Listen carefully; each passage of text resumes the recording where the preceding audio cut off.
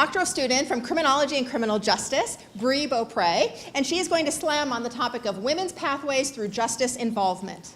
When I tell people that I study justice-involved women, the first thing people often think of is the hit Netflix TV show Orange is the New Black, which depicts a woman's experience in a federal women's prison. While the show has sensationalized elements, it does portray the distinct and unique circumstances that lead women into the justice system. Although women comprise a relatively small proportion of the prison population, about 10%, their incarceration rates have skyrocketed over the past 40 years at a rate 50% higher than that of men.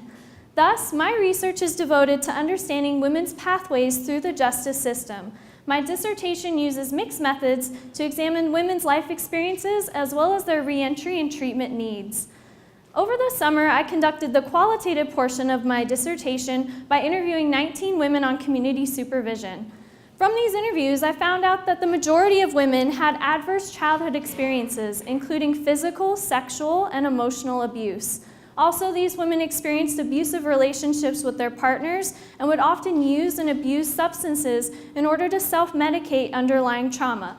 But most importantly, when I asked women about their reentry and treatment needs, the number one thing women reported needing was stable housing and employment services to help them get back on their feet after release from prison or jail.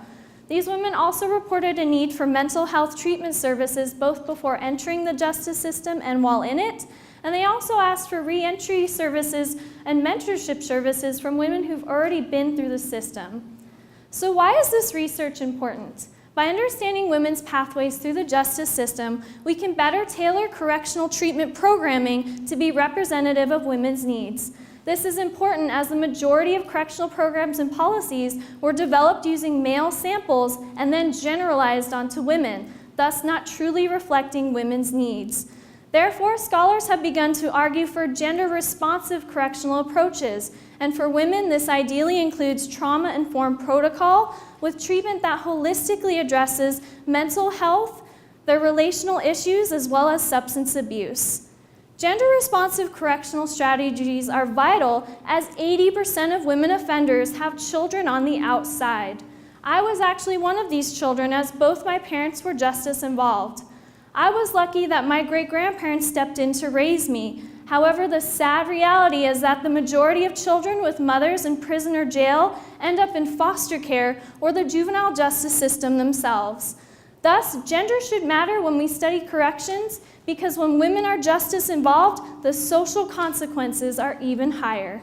Thank you.